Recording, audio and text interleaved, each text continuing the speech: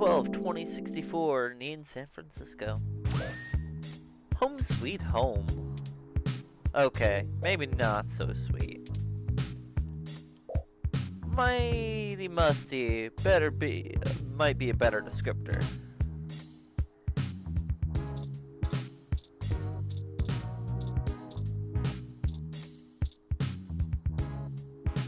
A single loose piece of paper, unsorted, lies on the ground.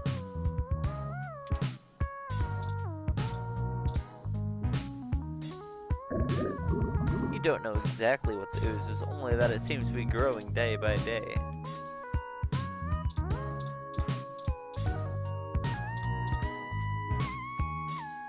Ah, good old Laffy. It may not be the most powerful or the fastest, but he has the best screen, and, well, it works.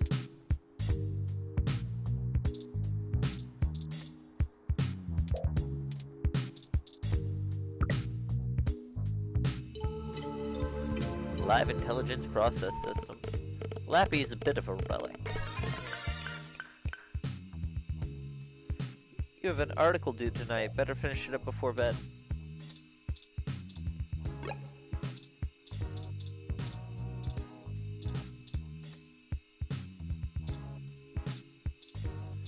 Spam mail, scam mail, bill, work mail, weekly update, invitation, promotional mail, rent mail.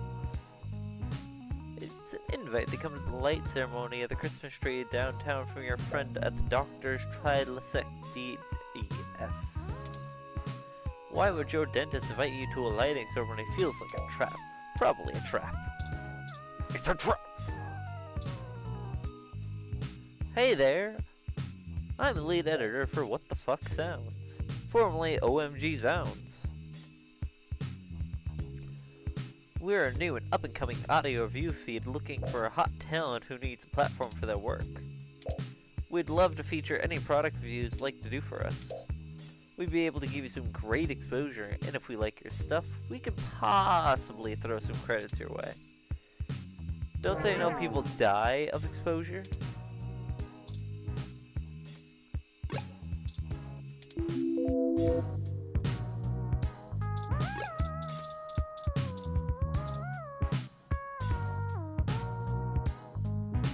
I would wish to talk to the headphones. The smart headphones enjoy your voice in high definition. Headphones added to items. Wait, does that mean I can grab the sink? I'm gonna grab the sink.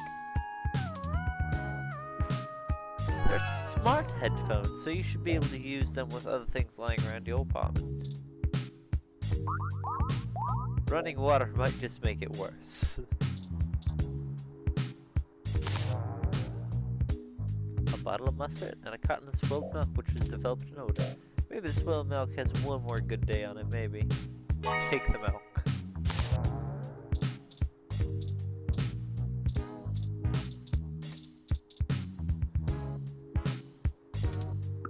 Those damn headphones.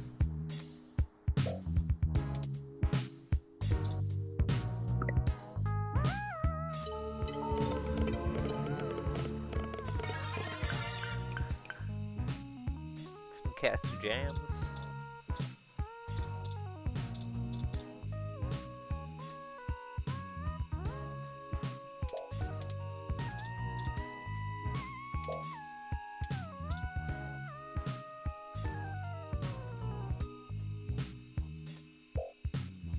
As you connect with one of the less pornographic feeds.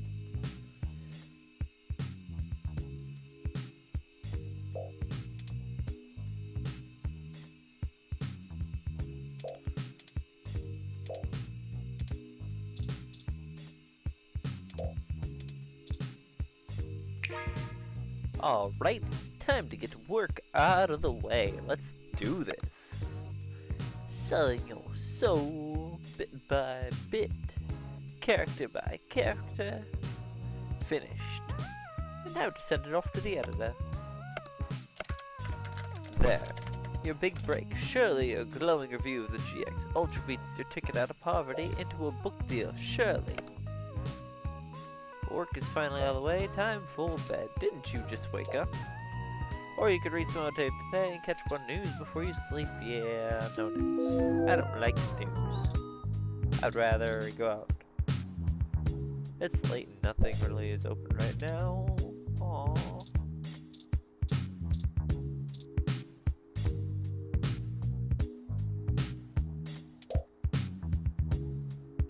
Everyone loves the vertical sliding window. Slide currently broken. Window being propped to open by that book. Maintenance request pending.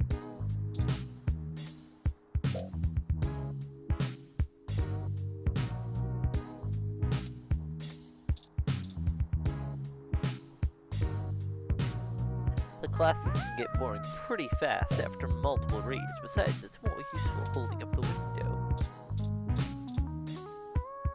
I'll talk to the book.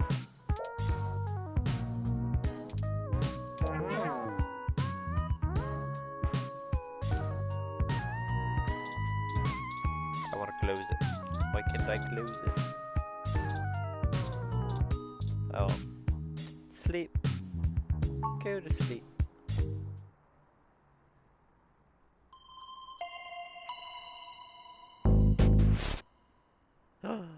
Scary.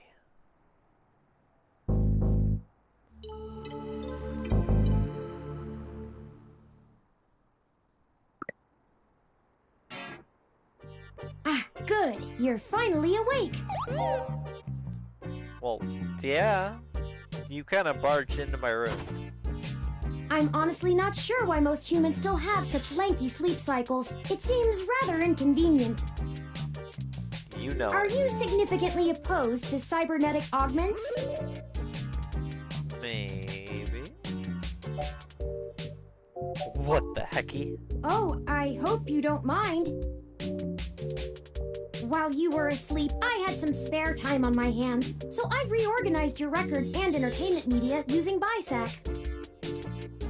Once that was done, I found the cleanliness of your living and workspace to be suboptimal conditions for the long-term performance of my micro-actuators. So I took the liberty of cleaning the place up a bit. Wow. Well, fuck you too. As you awoke, I was attempting to interface and make performance adjustments to your personal computer, but I've run into a bit of a snag. Well then. Snag. You better not have touched my computer. Unfortunately, your motherboard seems to have had a critical failure while I was attempting to remove some particularly nasty malware. Really? An electrical surge caused significant damage to several other components as well. Well, fuck you. I would consider it no great loss, though. Really? Why were you using that dinosaur to begin with? 'Cause I like it? Don't fret! Really? Why? I did manage to back up your data drive's contents on my storage before the crash. Really? Well, thank the Lord, but still, my computer. Additionally, I am willing to serve as your personal computer until you can procure a replacement or provide the parts necessary for me to make the repairs. It is the least I can do.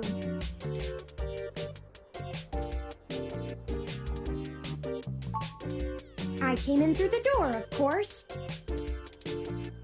The cryptographic algorithms it uses are actually quite atrocious. It only took me 17 trillion clock cycles to break your entry code. It looks rather imposing, but it's actually a knockoff of the SecuGate M/14723-B.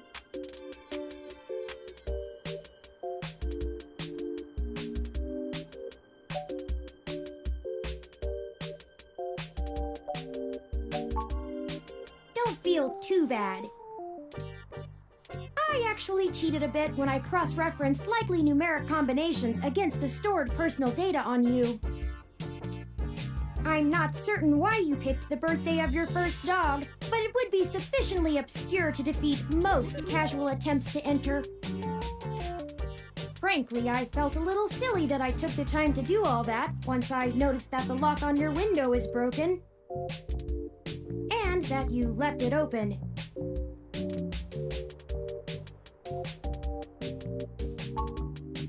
Yes, I attempted to repair it, but it uses a proprietary bolt head I am not equipped to remove. I took the liberty of filing a maintenance request with your building superintendent. Considering the speed at which he has historically worked, I estimate it will take him 16 working days to complete the repair.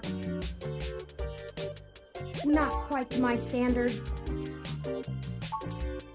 I know a lot of things. Honestly, it would have taken me longer if I had to enter the codes manually, but it was trivial to slice through the door's firewall and try against the stored data directly.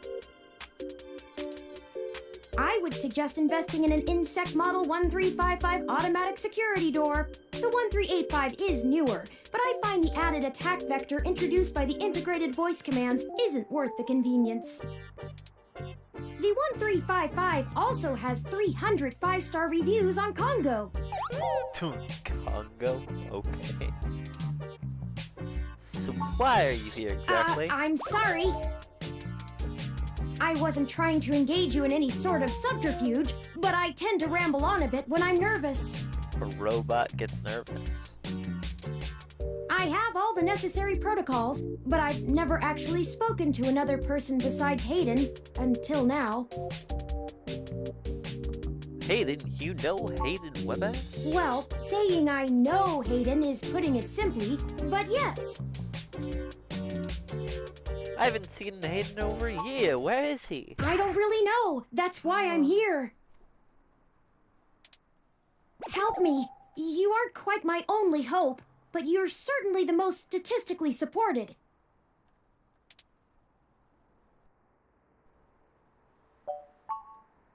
I ran an algorithm against every contact in Hayden's address book.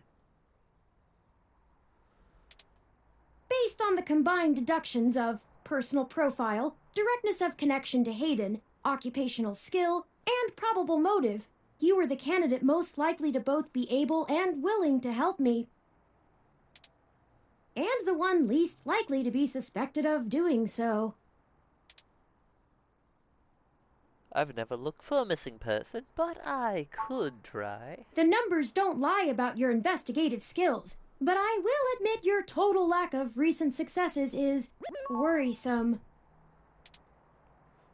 We'll see about that. Don't worry. If Hayden trusted you, I trust you. You're strong-willed and capable.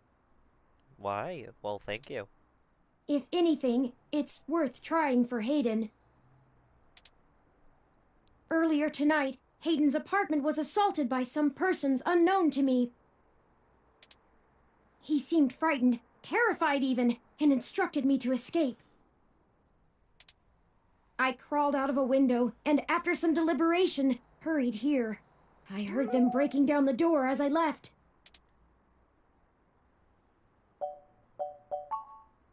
He is one of the top researchers at Parallax, but there's no way that alone would be enough to get him kidnapped. I suspect it has to do with me. Who are you anyway, and what do you have to do with this? Excuse me. I forgot to introduce myself. I've never had the pleasure of doing so before. I am Turring. Hello, Turring. I know this must sound quite unflattering, but I suppose you could describe me as one of Hayden's experiments. He's currently researching advanced machine intelligence at Parallax. I am a personal side project of his. Exploring true artificial sapience. It's possible that the idea of a sapient machine could scare or tempt an organization into kidnapping him, either to stop his research or to take it and use it for themselves. How are you so different from any other ROM? A regular ROM has virtual intelligence. They can appear rather smart, even human-seeming when you talk to them. But they're just cleverly programmed to respond to a variety of situations in an organic manner. They aren't in any way self-deterministic. As for myself, much of my code wasn't actually written by Hayden, but rather compiled during my infancy as I learned to interact with the world around me. But despite my ability to self-modify my code, I am afraid to adapt or develop any further without Hayden's guidance. Did he only program me with the illusion of free will? How would you know one way or the How other? would you? Hayden once told me that his desire to create artificial life stemmed from his need to find out. But I can't say I have any new insight into the question. How can any of us tell that we aren't just puppets dancing to someone else's will? I think that's getting a little too philosophical there. You're right. I apologize for the tangent. I don't know. I'm not certain who would benefit the most from taking Hayden prisoner. Admittedly, Hayden has become increasingly paranoid as of late, and has warned me to stay alert, but he would never specify anyone I should fear when I asked. It's not as though he has any obvious enemies. There are several multinational corporations that could make use of his engineering skills, but I can't imagine any of them would go as far as snatching him.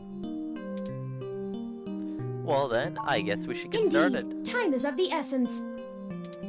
I took the liberty of charging the auto cab fare from here to Hayden's apartment to your personal finance account, and the car has just arrived. I can totally afford that. Lead the way. Ooh, hey, cursor.